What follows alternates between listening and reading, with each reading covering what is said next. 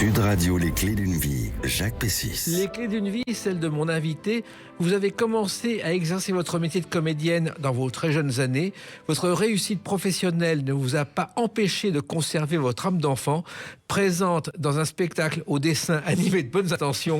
Bonjour Emmanuelle Boidron. Bonjour Jacques. Alors, on va parler tout à l'heure de Walt Disney à travers un spectacle Appelez-moi Walt, qui est au Théâtre de l'Apollo. D'ailleurs, à vos côtés, il y a l'auteur Julien Baptiste de ce spectacle. Bonjour Jacques. Bonjour. On parlera tout à l'heure avec vous parce que je crois que, comme dans l'émission de Jean-Pierre Foucault, vous avez fait appel à un ami qui Voilà, là, Disney. je vais faire appel à mon cerveau Disney. Voilà. Pour l'instant, on va revenir sur votre parcours. Vous étiez venu il y a très longtemps dans les clés d'une vie. C'est vrai. Et on va faire un petit résumé des épisodes précédents à travers votre parcours et une date, le 26 octobre 1989. Oh. Navarro, première de Navarro, folie de flic. Eh oui. Ça La vous a première fois que marqué. ce générique est passé sur TF1 un jeudi à 21h. Voilà. Et ça a été un changement dans votre vie après une sélection qui était un parcours du combattant, Emmanuelle Boidron. C'est vrai, à l'époque, le casting avait été très large. Je l'avais réalisé en 3 étapes. Une première où c'était vraiment une rencontre avec la directrice de casting qui s'appelait Mamad à l'époque. Et puis une deuxième où il y avait une improvisation à faire après donc cette première sélection. Il fallait faire une scène sur une scène avec son père où elle lui dit tiens, je voudrais des pâtes, mais alors il fallait lui dire comment. Enfin, ils faisaient un dîner ensemble. Et la troisième et dernière étape, on était avec Roger Hanin, Pierre Grimblat, le producteur, et Patrick Jamin, le premier réalisateur du premier épisode. Et donc là, j'avais révisé une scène que j'ai jouée avec Roger, et il devait choisir entre 3 jeunes filles. Et il avait raconté une blague pour me détendre un peu. Il devait sentir que j'étais un peu tendue ou impressionnée en tout cas par sa corpulence. Et j'ai ri alors que j'avais même pas compris la blague. Et ça lui a plu. Et il a dit mais tu sais en fait je t'ai choisi parce que t'as ri à ma blague. Vous avez Et bien puis fait. t'avais pas l'air d'être un petit singe savant. Et puis t'avais l'air bien quand même. Oui. Donc vous devenez Yolande Navarro, alors qu'au départ, dans le scénario, ça ne devait pas être une fille, mais un fils que Navarro devait avoir. Tout à fait, vous êtes vraiment bien informé. Dans les premiers jets de la série Navarro, il avait un fils, et dès que ça a été décidé que ce serait Roger Hanin, le commissaire Navarro, il a dit d'accord, mais par contre ce sera une fille que j'aurai et pas un fils. Et Pierre Grimblat, le producteur, a accepté. Pierre Grimblat qui avait débuté à la chaîne parisienne comme assistant de Francis Blanche en 1946, qui est devenu ensuite producteur, et il a provoqué une rencontre historique, car il a tourné Slogan, je ne sais pas si vous le savez, un film où il a engagé Serge Gainsbourg et une jeune femme qui arrivait à Paris, Jane Birkin. Tout à fait. Ils se sont insultés tous les deux au début, et après ça a marché. C'est ce il en parlait assez souvent, Oui. et j'ai lu son livre aussi dont il en parle, et il était assez fier de cette rencontre quand même, et puis c'est vrai que c'était un grand producteur. Oui, et qui parlait beaucoup. Et qui parlait beaucoup, qui adorait ça. Et qui connaissait vraiment tous les feuilletons possibles et imaginables. Oui, il connaissait beaucoup de gens, il était très curieux, il s'intéressait à beaucoup de choses, donc forcément il avait beaucoup de choses à raconter. Et vous avez donc passé quelques années avec Roger Hanin, et je crois que vous avez plus appris avec lui qu'à l'école d'Emmanuelle Boidron. Alors, j'ai pas appris les mêmes choses, on va dire, mais oui, j'ai tellement appris. D'abord, j'ai appris mon métier avec lui. J'ai appris aussi humainement, énormément. Alors, j'avais mes parents qui, évidemment, étaient là aussi pour m'éduquer, mais il s'en est bien chargé aussi. Donc, ça a été vraiment comme un second papa et une deuxième école, oui, c'est Voilà. vrai. Il vous faisait des cadeaux, il vous emmenait en vacances. Oh bah, on partait régulièrement en vacances, il m'emmenait beaucoup dîner. Ça, il adorait ça, les couscous, les soirées avec plein d'amis où on mangeait. Et puis il m'a offert ma première voiture, mon chien. Enfin voilà, c'était mon Père Noël de tous les jours, on va dire. Alors, il se trouve qu'il avait beaucoup d'humour, et sur sa pierre tombale, il voulait faire graver « J'ai passé ma vie à rire et à pleurer ». Et je ne sais pas si vous savez que son acteur préféré avec lequel il n'a jamais tourné, il a refusé, c'était Fernandel. C'est vrai, oui, il m'en avait parlé de ça. Alors sur sa pierre tombale, en revanche, je pense pas qu'il y ait ça, parce Non, que mais je c'est ce suis qu'il a allée à Alger. Voilà. Et, Non, mais c'est ce qu'il a voulu au départ. Mais il l'a pas fait. Alors. Voilà. Mais Fernandel, il l'adorait, et on lui a proposé un rôle, mais il a eu peur, il n'a pas tourné avec Fernandel. J'en ai de vagues souvenirs, effectivement, mais vous êtes encore mieux informé que moi, comme d'habitude. Alors, Navarro, ça a été un immense succès que vous n'imaginiez pas au départ, Emmanuelle Boidron. Personne ne l'imaginait.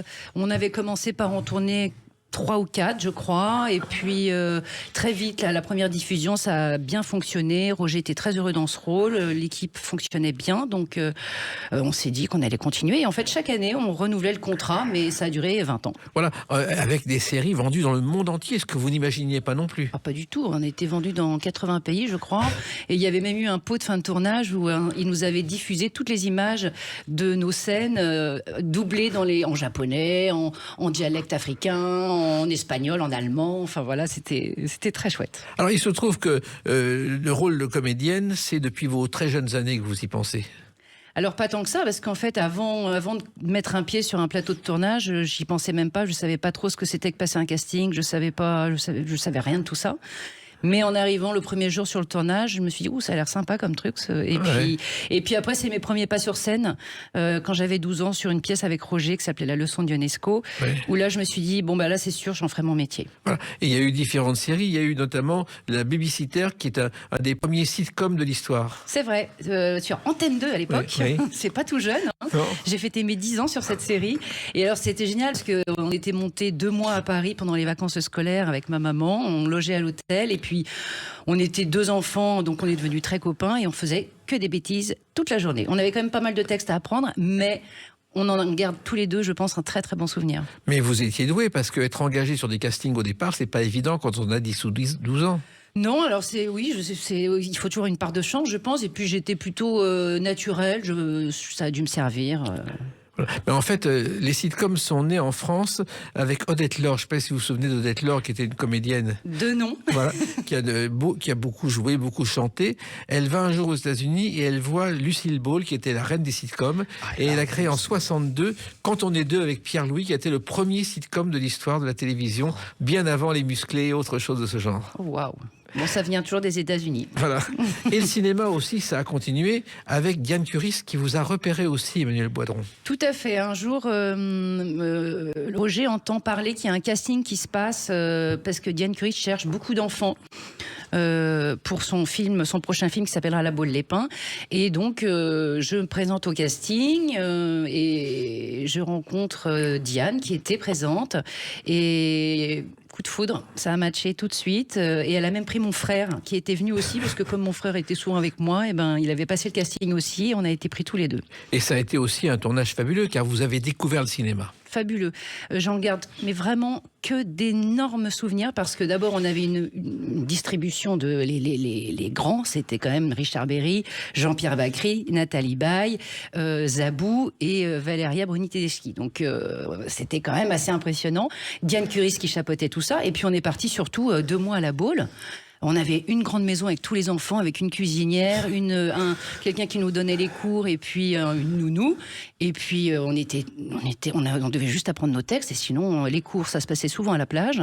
Et puis on tournait des scènes, en plus dans des maillots de bain d'époque. Enfin vraiment, c'était un tournage merveilleux. Et puis il se trouve que Zabou était une femme enceinte dans le film. Pour de vrai. Elle était vraiment enceinte. Oui, pour de vrai. Elle a accouché quelques mois après, même pas. Mais elle était enceinte de 6 mois dans mes souvenirs. Ouais. Et quand même, au milieu de tout ça, vous avez fait des études avec une licence de droit, mais pour la forme, je crois. Pour la forme, ça rassurait un peu tout le monde. Et puis, j'avais envie de faire quelque chose aussi, quand même, après le bac, qui changeait de matière, plutôt que le maths, français et tout ça. Donc, le droit m'intéressait. Et puis... Voilà, après, cela dit, je savais très bien que j'en ferais probablement pas mon métier, mais je me dis que ça peut toujours servir. Voilà, alors ça vous a pas servi pour débuter au théâtre, car le théâtre, c'est devenu aussi une aventure quotidienne.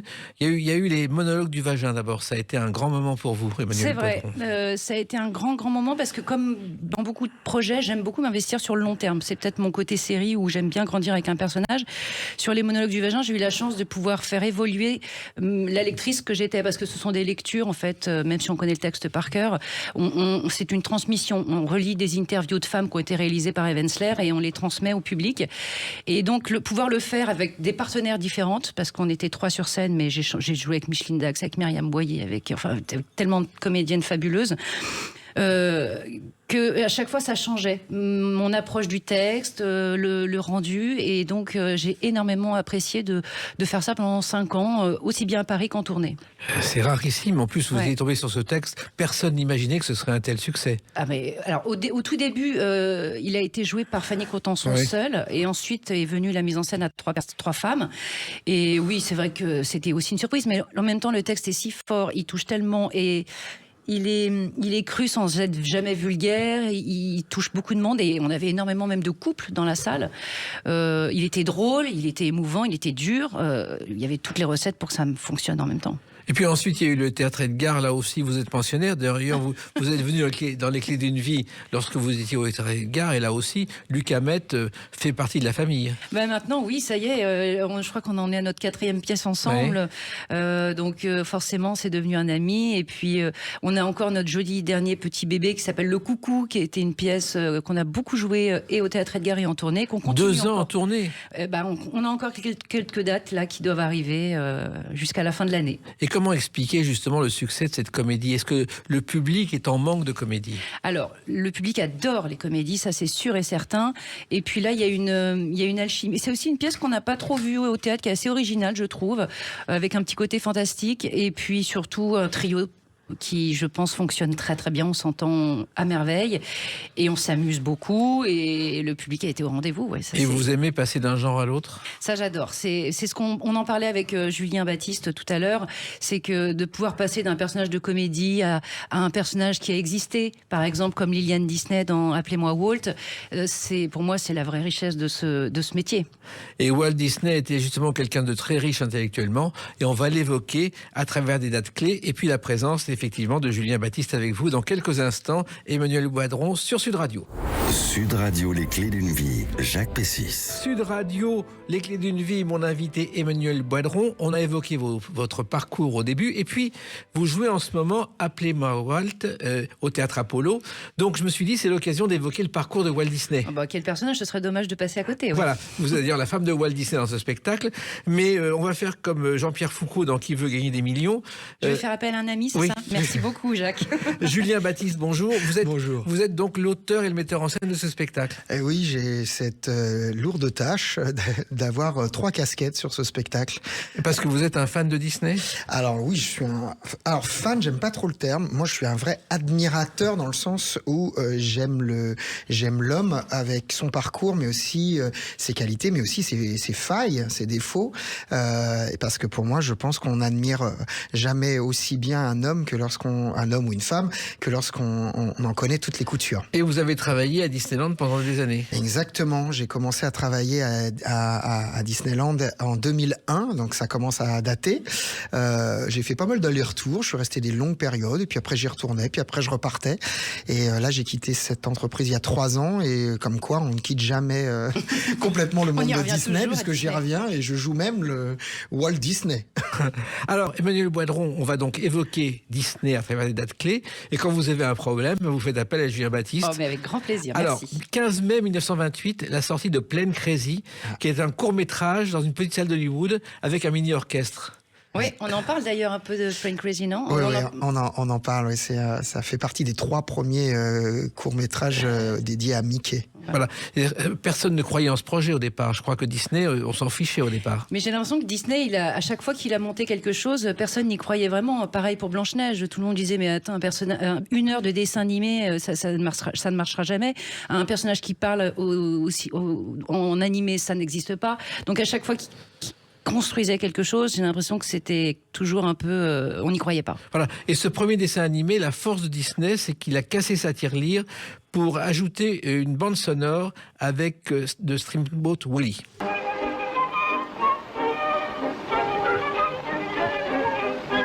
Vous avez vu ce dessin animé de Mickey? Oui, alors j'ai fait un passage parce qu'on en parle aussi Ouais. dans la pièce, et justement Julien à un moment donné fait la voix, le sifflement de Mickey et il fait surtout très très bien la voix de Mickey. Si vous voulez m'autoriser à lui demander de faire la voix de Mickey. Pas Alors, c'est vrai que Oui, tu sors alors de- aujourd'hui je suis un peu souffrant, donc j'ai ma voix aiguë un peu souffroteuse. Mais oui, on essaie de le recréer, Tu puisque termines Walt la Disney- scène par allez les amis, on y va. Voilà. Allez les amis, on y va. Ouais, c'est la voix de Disney. Voilà. Alors, il se trouve qu'il y a eu une projection de ce dessin animé à Los Angeles, aux colonies, et ça a été vraiment l'enthousiasme du public. Ça a lancé Walt Disney. Ah, ça, je ne savais pas, par exemple. Alors, Walt Disney, quand il est enfant, un peu comme vous avez voulu être comédienne, il a décidé qu'il travaillerait dans l'illustration. Je ne sais pas si vous le savez, son père était très très dur. Oula, son père, très très très très dur. Il apparaît aussi dans la pièce. Et surtout, il ne croyait pas en ses rêves. Non. D'ailleurs, un jour, Walt Disney, enfant, dessine sur un mur blanc un canard. Il s'est pris une correction magistrale. Voilà, apparemment, la ceinture de papa était assez présente. Voilà. Et le père a accumulé les métiers sans suite. C'était menuisier, vendeur de journaux. Je ne sais pas si vous le savez. Ça, oui. Vendeur de journaux, je savais. Menuisier, je ne savais pas. Voilà. Et puis, à l'école, il est un élève moyen. C'est-à-dire que... Oui, je crois qu'il était très rêveur. Et puis, il aimait surtout les trains. Ouais. Ah, Et surtout, il a fait une école de dessin, je crois, Oui, Julien. ouais. Il a étudié le dessin. C'est d'ailleurs, il me semble, dans cette école-là qu'il rencontre son binôme de force qui est By Works. Mais une vraie passion. Après, Walt Disney n'était pas un grand dessinateur. Non, mais il savait gérer les Mais dessins. il savait gérer, exactement. Il savait rendre efficace un dessin. Et je pense que c'est ce qui l'a lié d'ailleurs à By Works, c'est que c'était deux personnes qui travaillaient très vite. Et donc de manière très efficace et donc faisait gagner de l'argent à leurs employeurs. Et il apprend les bases de l'animation, je crois, dans un studio à Kansas City après la guerre. Et il a vraiment découvert cet univers, il l'a vite compris. Oui, et puis je crois qu'à Kansas City, c'est là aussi qu'il a eu cette idée de souris. Parce qu'il y en avait apparemment dans l'endroit où il vivait. Ouais, et dans son bureau, il y avait des souris qui couraient dans le Ouais. bureau. Et il a toujours été fasciné par les souris. Et d'ailleurs, un jour, il a essayé de dessiner un cercle sur le sol pour essayer d'en dresser une et la faire rentrer dedans. Voilà, donc il avait vraiment cette passion et c'est resté dans sa tête. On ne sait pas plus tard ce que ça va inspirer. Alors, il se trouve, je ne sais pas si vous les connaissez, il a fait des courts-métrages rigologrammes où il a parodié Le Petit Chaperon Rouge et le Chaboté. Ah, moi je n'en ai jamais entendu parler, mais toi Julien sûrement. Oui, bah c'était les premiers dessins animés, mais il a été déjà très novateur dès le départ. Il adorait de toute façon piocher dans les contes, dans les histoires connues, parce qu'il savait que c'était efficace, ça allait taper tout de suite dans l'inconscient collectif. Et puis il était déjà un peu novateur quand il a imaginé aussi le mélange de dessin animé et de prise de vue réelle. Mais je suis sûr que vous allez en parler. Non, mais on va en parler, mais surtout, les contes pour enfants, Le Petit Chaperon Rouge, le Chaboté, ça a marqué aussi vos jeunes années, Manuel Boidron? J'en ai lu quelques-uns. Je n'étais pas forcément une grande lectrice plus jeune. J'avais pas trop droit à la télé non plus, donc je sais pas ce que je faisais, mais bon, je lisais quelques contes quand même. Ouais. Mais les dessins animés, vous les envoyez de temps en temps? Ah oui, quand même. Les Disney notamment, je les ai tous vus. À l'époque, au cinéma ou à la télévision? Au cinéma, j'ai commencé avec Le Roi Lion, je crois. Oui, qui est devenu un classique. Qui est devenu un grand classique. Et puis avant, j'avais vu chez moi, oui, tous les livres de la jungle, les Aristochats. Vous faites partie de la génération qui pouvait voir les films de Disney, car pendant des décennies, personne n'a pu voir à la télévision les films de Disney. Car il ne voulait pas. Il ne voulait pas parce que il conservait tous les droits. Et puis un jour, bon, pour des raisons qu'on expliquera, il a accepté. Mais la génération précédente, avec Pierre Tchernia, il y avait une émission le dimanche par an, l'ami public numéro 1. Je ne sais pas si vous j'ai avez de la le chance de souvenir. pas être d'être un peu plus jeune alors. Alors, il y a aussi un dessin animé qui a marqué la vie de Disney, qui est Alice au Pays des Merveilles. Vous l'avez vu? Oui, bien sûr. Parce que ça a commencé par des courts-métrages. Il a commencé par des courts-métrages où il mélangeait vue réelle et dessin animé. Oui, alors moi, c'était pas mon préféré à l'époque. Je trouvais ça un peu bizarre et voilà, c'est pas celui que j'ai vu le plus en tout cas. Mais il y a un univers, ça c'est sûr. Et les premières années de Disney, je crois, ont été financièrement catastrophiques. Ah oui. Oula. Et heureusement qu'il avait son frère Roy pour gérer le portefeuille, Son parce comptable. que comme Walt Disney avait toujours beaucoup de projets et beaucoup d'idées, notamment vous parliez des films Alice. Les premiers courts-métrages Alice étaient donc des films qui mélangeaient l'animation et les prises de vue réelles. Les pauvres comédiennes qui ont joué successivement le rôle d'Alice n'ont même pas été payées. Enfin, c'était un gouffre financier, mais pas.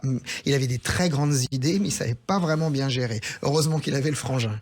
Et ça, vous en parlez dans la pièce? Oh oui, parce qu'il y a le personnage de Roy Disney qui est donc le financier, le bras droit de Walt Disney. Donc oui, c'est un personnage à part entière. Et puis sa femme, c'est lui faire remarquer que ses absences, qu'elle peut aussi avoir peur d'une faillite dans la famille quand il crée ses parcs Disney, que la folie des grandeurs lui a encore pris. Donc Oui, elle est inquiète de tout ça. Elle sait que c'est pas forcément le meilleur gestionnaire de la Terre. Voilà, il se trouve aussi que Disney avait un oncle très important, car cet oncle lui a prêté le garage où il a fait ses débuts quand il a fait faillite. Ouais, l'oncle Bob. Le fameux oncle Bob et son garage, ouais. Exactement. Vous êtes au courant de tout ça? Mais oui, parce qu'il y avait une première version de cette pièce où ça se passait notamment dans ce garage. Ouais. Ouais, avant, appelez-moi Walt, il y avait une autre pièce. C'est comme ça d'ailleurs qu'on s'est rencontrés avec Emmanuel, il y a 10 ans. Un autre projet qui a mis 8 ans malheureusement à ne pas se faire. Mais la pièce se passait dans le garage de l'oncle Bob. C'était le principe. Là, sur cette pièce-là, on est parti sur autre chose. Mais effectivement, l'oncle Bob était dans notre entourage pendant 10 ans. Qu'est-ce que c'était l'oncle Bob, ce garage? L'oncle Bob, ça a été la personne qui a permis en fait les premiers pas. C'est-à-dire que quand ils n'avaient pas de locaux pour travailler, il leur prêtait leur garage, il habitait là, les deux d'ailleurs. Ils vivaient là quasiment. Ils vivaient là quasiment tout le temps, quoi. Et puis les premiers dessins animés de Walt Disney, il y en a eu 26, je crois, au cinéma, diffusés modestement. Oui. C'est pas si... oui, c'était pas le gros succès, même si Oswald le lapin, qui a été le premier gros personnage des frères Disney, labellisés frères Disney, avait du succès. C'était pas non plus la folie que va créer derrière Mickey. Non, mais en même temps, Disney débutait et apprenait son métier. Vous avez vu les premiers dessins de Walt Disney? Julien nous en a gentiment montré, parce que même de Mickey, les premiers dessins de Mickey, qui ne ressemblent pas vraiment au Mickey qu'on voit aujourd'hui, c'était que des dessins de Uberworks, beaucoup. De Uberworks, ouais. Et des dessins guidés par Walt Disney lui-même. Oui. De toute façon, rien ne peut se faire sans avoir l'aval de Walt. C'est aussi ça qui a construit l'empire et la destinée de cette entreprise et de cet homme-là. C'est que c'était lui qui guidait. Il tenait peut-être pas le crayon, mais par contre, il était derrière. Voilà. En 1923, je crois, il crée la Walt Disney Company. C'est ça. Qu'est-ce que c'était? C'est comme ça qu'il a appelé son studio. Alors avant, ça s'appelait ça s'est appelé l'Ophogramme. Ensuite, c'est devenu la Disney Brothers Studio. Donc il y avait quand même le brother. Il y avait le brother pour le coup, il avait inclus son frère. Et puis après, effectivement, ça rejoint ce que vous disiez, c'est-à-dire que effectivement, Walt Disney, il devait valider tout. Donc pour le coup, sa société porte uniquement son nom, puisque tout devait être validé par lui. Emmanuel Boidron et Julien Baptiste, on va continuer à parler de Walt Disney dans quelques instants avec une autre date, le 17 juillet 1955. À tout de suite sur Sud Radio avec Emmanuel Boidron et son coach Julien Baptiste. Sud Radio, les clés d'une vie, Jacques Pessis. Sud Radio, les clés d'une vie, mon invité Emmanuel Boidron. Vous êtes à l'affiche du théâtre Apollo jusqu'au mois de mai. Et ensuite, vous irez en tournée avec ce spectacle Appelez-moi Walt, c'est ça? Tout à fait. Où vous jouez, je crois, la femme de Walt Disney. Je joue Liliane, dit Lily Disney, oui, voilà. Sa femme. Donc, l'occasion d'évoquer Walt Disney et son parcours. Et vous avez fait appel à un ami, si j'ose dire, qui est l'auteur, metteur en scène de cette pièce, Julien Baptiste. Voilà. Donc, il va vous aider sur des dates ou des compléments d'information. Oh oui, il sera sûrement meilleur que moi. Appelle-moi quand tu veux. Alors, 17 juillet 1955, ça vous dit quelque chose quand même? Oh oui, je pense que notre pièce se situe dans cette période-là, notamment, et c'est l'ouverture des parcs. Exactement, l'ouverture de Disneyland, qui est quelque chose d'unique au monde. Vous êtes déjà allé à Disneyland? Oh oui, plein de fois. Je suis une grande adepte. Depuis que Disneyland Paris a ouvert, j'y suis allée, je crois, dès l'année d'ouverture. Et puis j'ai fait celui de Floride et celui de Californie. Voilà. Carrément, oui. Voilà. Alors, au départ, c'est le premier parc, et il y a déjà cette musique. On va l'avoir toute la journée. Ne surtout pas commencer la journée avec ça.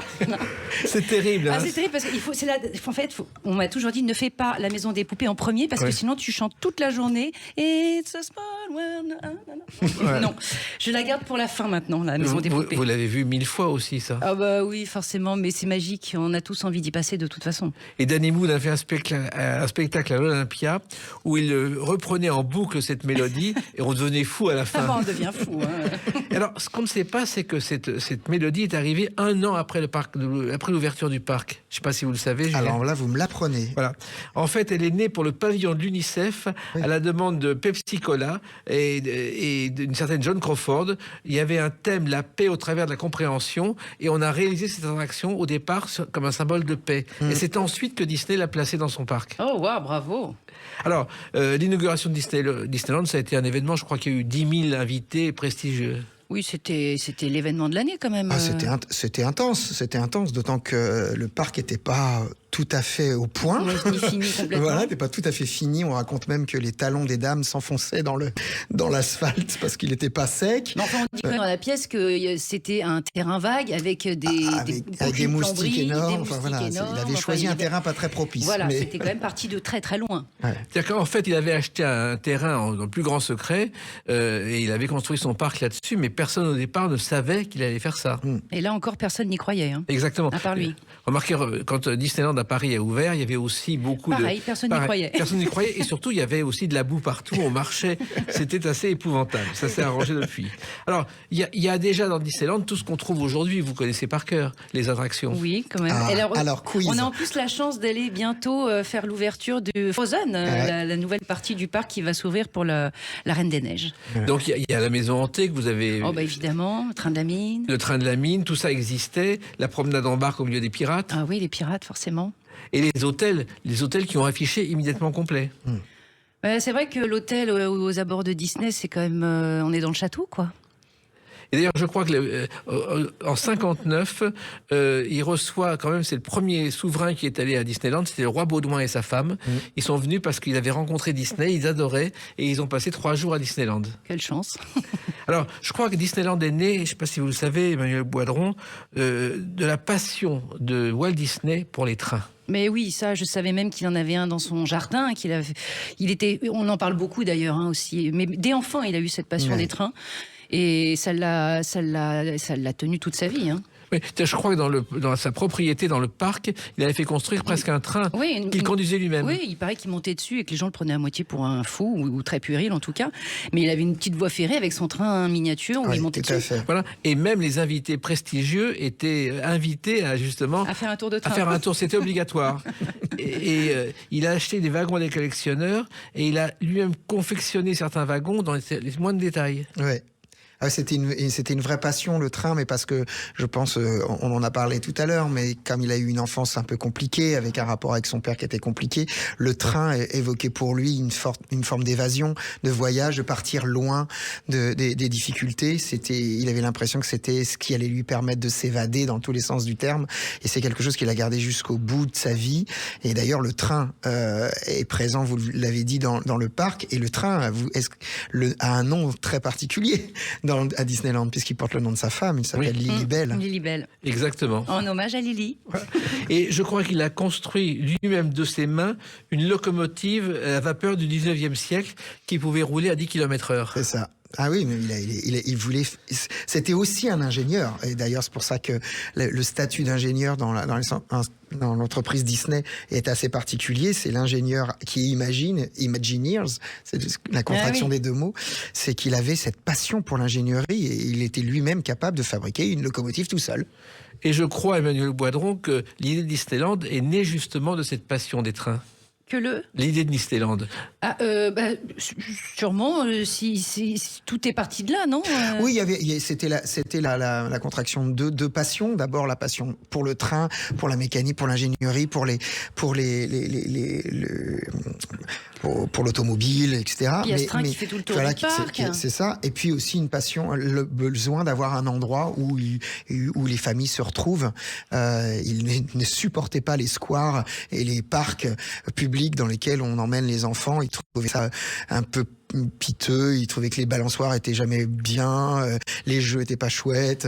Donc, il s'est dit tiens, on va faire quelque chose quand même de vraiment bien pour les familles. Et donc il a fait son parc Disneyland. Voilà. Allez, hop. Mais c'était une folie au départ, personne ne le suivait. Mais comme souvent, hein, c'est ce qu'on disait tout à l'heure, c'était faramineux, c'est parti de rien, il y avait des problèmes de financement, c'était tellement... Cette folie des grandeurs, il a eu du mal à la faire passer quand même, mais il est arrivé. Oui, je crois que le budget qu'il avait prévu, il a été multiplié par 4. Oui, ça c'est fort possible. Voilà. mais il fallait trouver l'argent et je crois que il a hypothéqué tout ce qu'il avait. Oui, et puis il a fait financer aussi par la ABC apparemment son émission de télé là dont on parle aussi pour récolter des fonds pour se faire financer son parc en fait.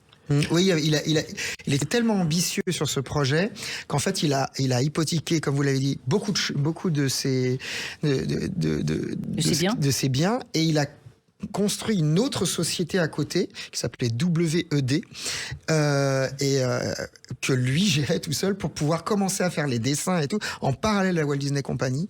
Il a vraiment tout investi, puis à un moment il est resté quand même bloqué et c'est son frère qui est allé voir les chaînes de télévision, quasiment toutes les chaînes de télévision pour leur demander de les aider, et c'est la chaîne ABC qui lui a dit bon bah nous ok, on va financer une partie de ton parc, mais par contre en échange tu nous fais une émission de télé toutes les semaines. Oui, parce qu'au départ Disney gardait tous les droits et refusait qu'on voit ses films à la télévision. Exactement. Et là, grâce à cette émission, ABC a fait quand même une affaire finalement, parce que ils avaient toutes les semaines non seulement un programme où il y avait les films Disney qui passaient, des dessins animés, des extraits des futurs films qui sortaient, mais en plus ils sont même allés jusqu'à demander à Walt Disney lui-même de présenter l'émission.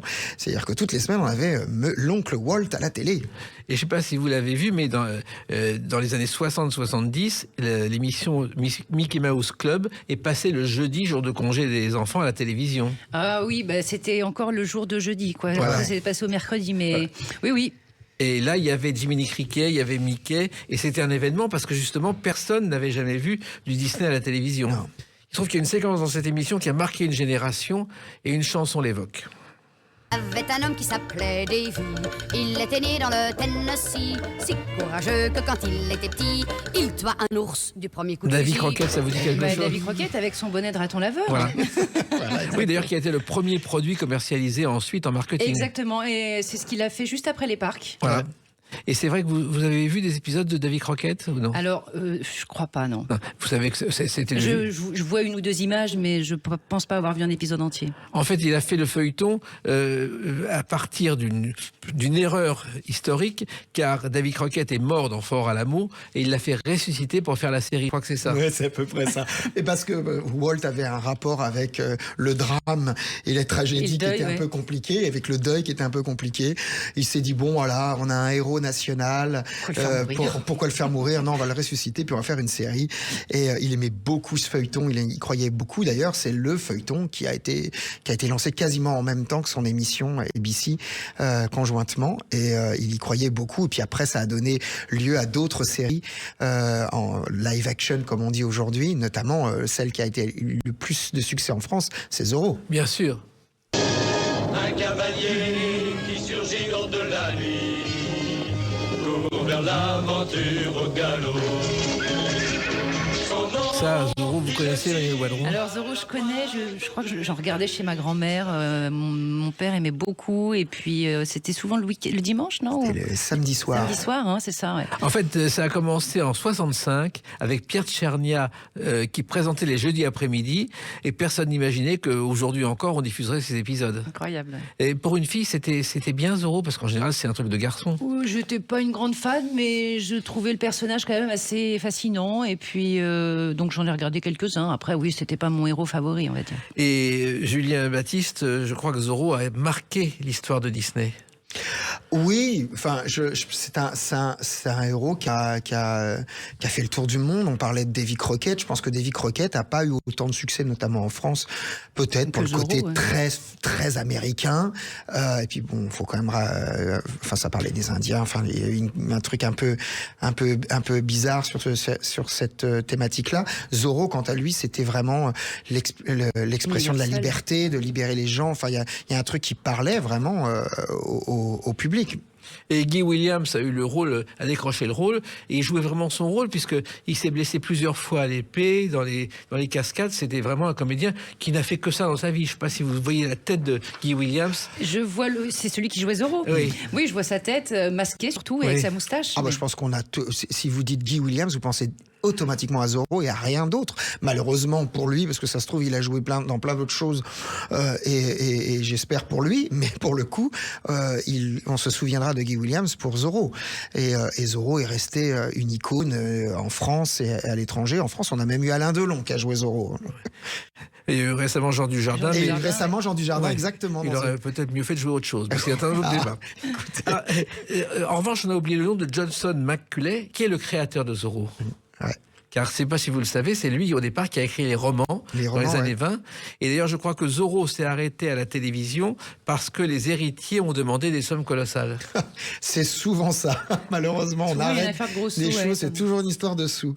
Mais je suis pas étonné que des personnages comme Davy Crockett, comme Zorro ont influencé Disney, parce que c'était les fameuses céréales, ces petits romans ou ces petites bandes dessinées qui étaient vendues dans les années 20-30. Je suis sûr que Walt en dévorait en permanence parce qu'il est tout le temps à la recherche d'histoires et d'aventures. Oui, et il y a 78 épisodes de Zorro plus un film. Il y en aurait eu beaucoup plus si les héritiers s'étaient montrés moins gourmands. Car là-dessus, Disney ne transigeait pas. C'était quelqu'un d'assez dur. Oh, oui, c'était quelqu'un d'assez autoritaire, d'assez dur, d'assez intransigeant, exigeant. Oui, puis on m'en parlait tout à l'heure, mais Roy Disney, qui était quand même le frère, qui était là pour veiller aux sous, je pense qu'il y a des moments où il savait dire stop, là on n'y va pas. Voilà.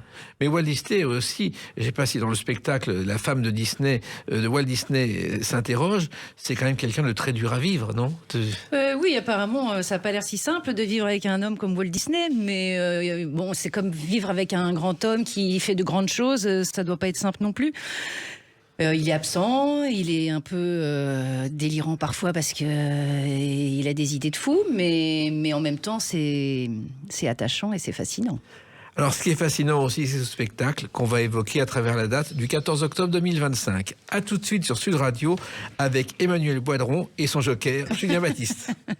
Sud Radio, les clés d'une vie, Jacques Pessis. Sud Radio, les clés d'une vie, mon invité Emmanuel Boidron, qui est là avec Julien Baptiste, l'auteur, metteur en scène de cette pièce Appelez-moi Walt, qui a débuté le 14 octobre 2025, qui est à l'affiche à Paris, au Théâtre Apollo, et qui sera en tournée ensuite à la rentrée.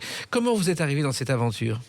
Eh bien, cette aventure, elle a commencé il y a presque 10 ans, quand Julien Baptiste est venu me proposer un projet dans lequel il parlait de Walt Disney et il fallait lui trouver une femme, Liliane Disney, et donc il m'a proposé le personnage. Comme on le disait tout à l'heure, ce projet n'a pas vu le jour pendant 8 ans, mais il est toujours resté dans nos esprits. Et puis surtout, Julien s'est attelé à faire renaître un nouveau projet au travers de Walt Disney. Et donc, il nous a demandé, avec Sébastien Chartier, qui joue Hugh Iwerks, le dessinateur, si on était toujours de la partie pour ce joli projet. Évidemment qu'on l'était, et on est tellement heureux que ce soit enfin, 10 ans plus tard, sur scène à l'Apollo. Alors, il se trouve que l'histoire, elle se situe lors de la création de Disneyland. C'est un soir où Disney se retrouve seul dans son bureau, Emmanuel Boidron. Il se retrouve seul et tout le monde passe. Son frère Roy Disney, donc son homme, son financier, son comptable, son frère, sa femme qui passe le voir évidemment avec sa fille Diane, une de ses filles, et puis son dessinateur Hugh Iwerks. Donc on se retrouve tous dans ce bureau qui a été reconstruit pour justement les émissions qu'il fait pour financer ses parcs d'attractions. Et là, il a un moment très particulier qui est la base de la pièce. C'est-à-dire qu'il se retrouve seul, il se trouve dans son bureau, il s'interroge sur Disneyland. Et il y a un peu tous les moments de sa vie importants qui reviennent. On parle aussi bien de la création de Mickey que de la naissance de Blanche-Neige, des scènes en intimité plutôt avec sa femme et sa fille, des clashs qu'il a pu avoir avec son dessinateur Hugh Iwerks. Voilà, donc tout revient un peu comme un fil de vie dans ce bureau. Et Liliane Disney, sa femme, est très importante car je crois qu'elle était un moteur essentiel dans le parcours de Walt Disney, Emmanuel Boidron. Comme je dis souvent et comme on dit surtout très souvent, derrière chaque grand homme, il y a une femme.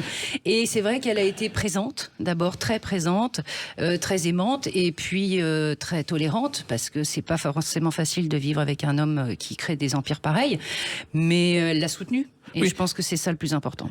Justement, elle a été son pilier.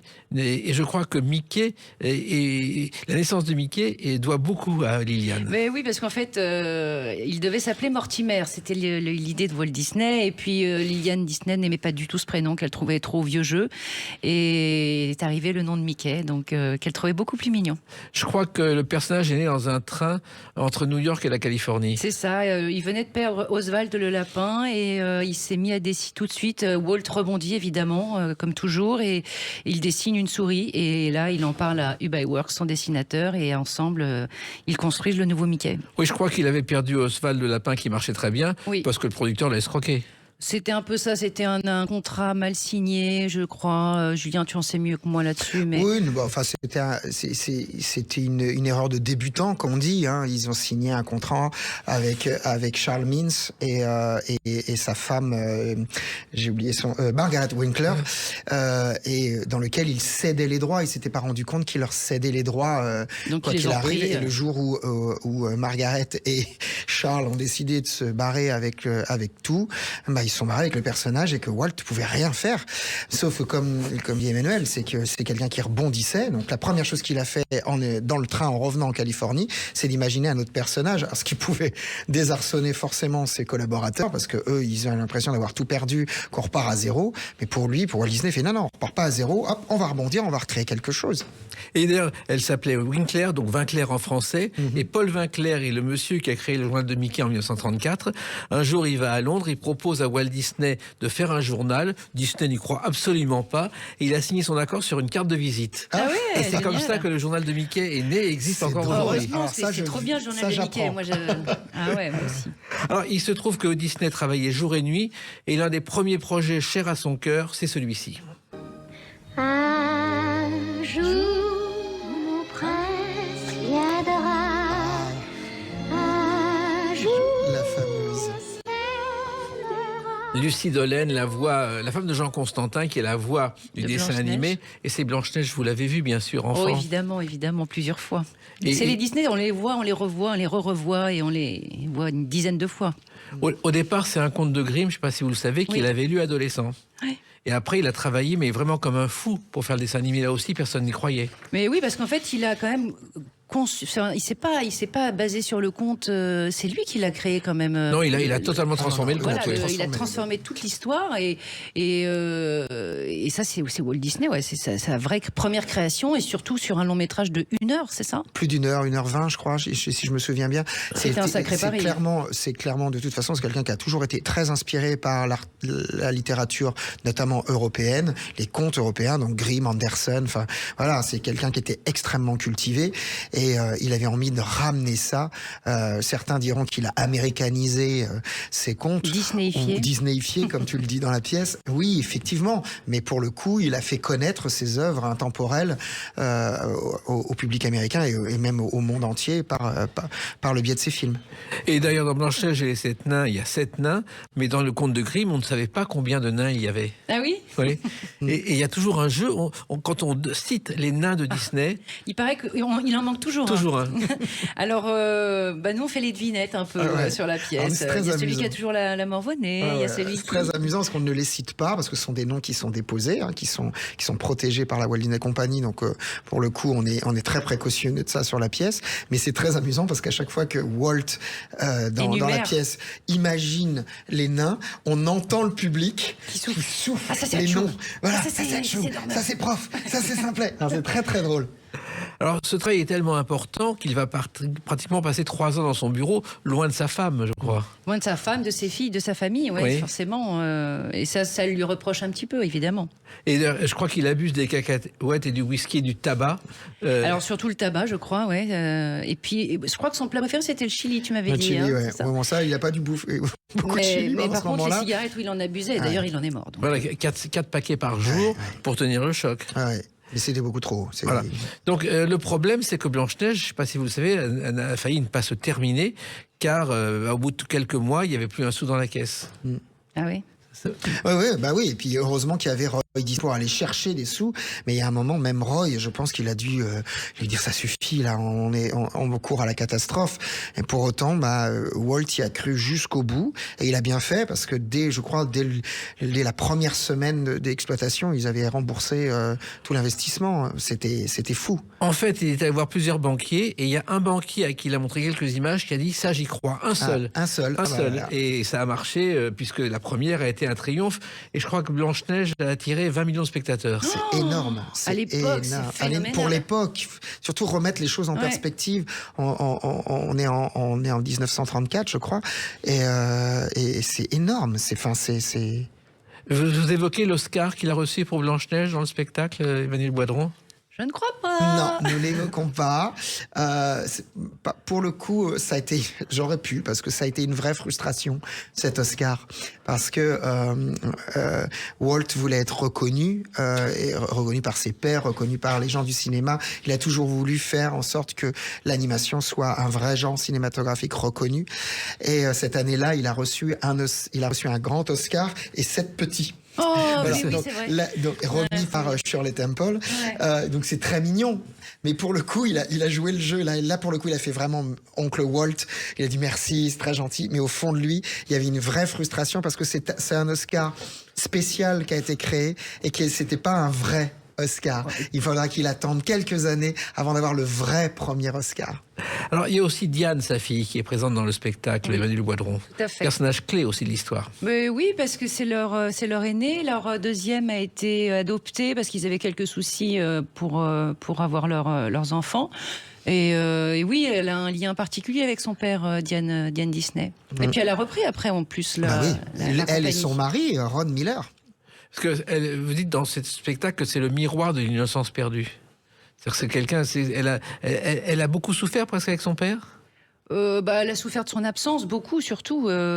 Après, il s'est inspiré aussi un peu d'elle, peut-être pour Blanche-Neige. Non, il s'est inspiré pour un autre film. Ah. Ouais. C'est supercalifragilisticexpialidocious. C'est vrai que ce mot trop long est parfaitement atroce. Car je crois que sa Mary fille, Poppins. Diane, lisait ce roman. C'était son roman préféré. Et puis, évidemment, Walt Disney s'est cassé les dents plusieurs fois pour obtenir les droits de ce livre que Pamela Travers lui refusait. D'ailleurs, j'incarne aussi dans la pièce une scène où je fais Pamela Travers au téléphone de Londres qui lui refuse ses droits pour Mary Poppins. Oui, ça a duré 20 ans, je crois. Ouais, Ça a c'était été une très guerre, très long hein. pour le coup, c'est une vraie transformation pour Emmanuel parce que autant tout le côté solaire de Lily, tu l'as sur toute la pièce, autant dès que tu deviens Pamela Travers, elle est tout de suite plus austère, mais c'est aussi une femme qui protégeait son œuvre. Oui, pour de belles raisons aussi. Pour de très bonnes raisons, hein. Mais ça a duré 20 ans. Je crois qu'elle détestait Hollywood et ne voulait pas entendre parler d'une adaptation. Oui, c'est ça. C'est elle qui dit à un moment donné, vous pouvez pas faire danser Mary Poppins au milieu de petits oiseaux chantants. Enfin, je veux dire, nous, on n'est pas chez les fous. On vient pas avec des chansons et des sourires de partout. On fait pas renaître les gens quand ils sont morts. Enfin, voilà. Donc, elle est à l'inverse de tout ce que représente Walt Disney. Oui, en même temps, personne ne croyait justement à ce mélange de vue réelle et de dessin animé. Non, mais c'est pas parce qu'elle descend du ciel avec son parapluie que tout ce qui l'entoure est merveilleux et magique. C'est une de ces phrases Mais elle a qui fini résume bien la chose. Elle a fini par craquer au bout de 20 ans. Elle a fini par Oui, craquer. alors pour des raisons, il y a des raisons qui sont d'ailleurs racontées dans un film que Disney a produit qui s'appelle Dans l'ombre de Marie. Où on raconte cette épopée Avec Tom Hanks et Emma avec Thompson. Tom Hanks et Emma Thompson. Et bon, voilà, comme d'habitude, hein, elle avait des problèmes. Elle n'arrivait plus à vendre des romans. C'était compliqué. Elle n'arrivait pas à finir le dernier roman Mary Poppins. Elle avait besoin d'argent. Donc son agent l'a convaincu d'aller en Californie rencontrer Walt Disney, travailler avec ses équipes pour voir ce qu'ils comptaient faire de Mary Poppins. Elle a été extrêmement enquiquinante, pour ne pas être vulgaire, avec eux. Je pense que moi, j'aurais eu une personne comme ça à côté de moi au moment de développer un projet. Je pense que je craquais avant la fin. Elle disait non à tout, en fait. Elle disait non à tout, elle était insupportable. Et puis finalement, ils y sont arrivés quand même. Et, je ne sais pas si vous avez vu le film, Julie Andrews est extraordinaire là-dedans. Alors, non, j'ai pas vu avec Julie Andrews. Ah si, Moi, le Mary Poppins. Mary Poppins, oui. ah oui, bien sûr. Mais au départ, ça ne devait pas être elle, parce que la romancière avait exigé une vieille dame, et on a pensé à Angela Lansbury et Bette Davis. Ah oui. Et finalement, Walt Disney a changé d'avis. Ah on n'aurait pas eu tout à fait la même Mary Poppins avec Angela Lansbury ou qui était la deuxième Bette Davis. Bette Davis. Ah, Ah oui, Bette non, Davis, pas du ah tout ouais. la même. Ouais, voilà. Ça aurait Non, mais été elle différent. critiquait tout. Elle aimait pas du tout non plus Dick Van Dyke. Elle le trouvait ridicule. Enfin, Il a voilà. 100 ans, il est en pleine forme. Et ouais, c'était fou. Dick Van Dyke a eu 100 ans cette année. ouais. Il a toujours le même sourire. On dirait que l'enfant qu'il y a en lui est toujours là. C'est absolument magique. C'est un homme délicieux. Moi, j'ai eu l'opportunité de le croiser quand je travaillais pour Disneyland. Vraiment, ce jour-là, j'ai eu l'impression de rencontrer une légende. Et c'est une légende. Mais effectivement, oui, Julie Andrews était pas prévue pour ce rôle-là. Et il y a un heureux hasard qui a fait qu'elle elle a pu décrocher le rôle. Oh, C'est elle est qu'elle n'a pas merveilleuse, joué hein, à la c'est version cinéma d'un autre film qu'elle aurait dû faire, qui était My Fair Lady. Et voilà, un personnage qu'elle avait créé sur scène. Et quand le film a été produit, My Fair Lady, pareil, elle n'était pas connue, c'était pas une tête d'affiche comme on dit. Donc ils ont dit on la prend pas. Et heureusement, elle a pu faire Mary Poppins. Le destin l'a récompensée puisque c'est elle qui a eu l'Oscar. Walt Disney était quelqu'un de très dur dans le travail, je pense. Oui, ils le disent un peu tous, autoritaire, difficile, exigeant. Il fallait être efficace, rapide. Ub Iwerks, son dessinateur principal, s'en plaint beaucoup. Enfin, je sais plus, il dessinait des centaines de pages par jour, ça suffisait jamais. Il avait toujours une nouvelle idée qu'il fallait mettre en œuvre aussi rapidement qu'une autre. Et puis, enfin voilà, c'était sans fin et c'était épuisant, je crois. Je ne connais qu'une seule personne qui lui a résisté, c'est Gérard Calvi qui a composé la musique des Branquignoles. Lorsque les Branquignoles sont allés à New York et ont été récompensés, Disney a voulu engager Calvi, qui a refusé parce qu'il voulait son indépendance en France. Ça peut se comprendre. Voilà. Il voulait peut-être pas forcément ne plus dormir la nuit. Peut-être. Alors effectivement, il est mort très jeune, Walt Disney, à la surprise générale. Il a été dans un hôpital, je crois, se faire soigner sous un pseudonyme. Et personne n'imaginait qu'il mourrait à 65 ans. Il fumait quand même comme un pompier et il a fumé toute sa vie et il est mort de ça, cancer du poumon. Oui, j'ai vu une interview il n'y a pas très longtemps d'un des frères Sherman qui racontait la dernière fois qu'il a croisé Walt Disney dans le couloir. Donc les frères Sherman qui ont composé les plus belles chansons des films Disney, notamment celle de Mary Poppins. Et personne ne s'attendait vraiment à voir Walt Disney disparaître, puisque le jour où il a croisé Walt Disney pour la dernière fois, ils se sont juste parlé normalement et comme il faisait tous les jours. Et Walt Disney la dernière phrase que Walt Disney a dit aux frères Sherman, c'est « Continuez à faire du bon boulot, les gars ». Et c'est la dernière chose qu'ils ont entendue de lui. Et quelques jours après, il était mort. Et oui, ça a été rapide, au point alors. que ça a été un choc vraiment pour tout le monde. Personne s'y attendait. Et donc vous le faites revivre et vous faites revivre sa femme dans ce spectacle qui est un moment de bonheur pour vous chaque soir. Ah ouais, franchement, on se régale. On est une équipe, on s'adore. On a recréé une famille Disney, je crois, vraiment.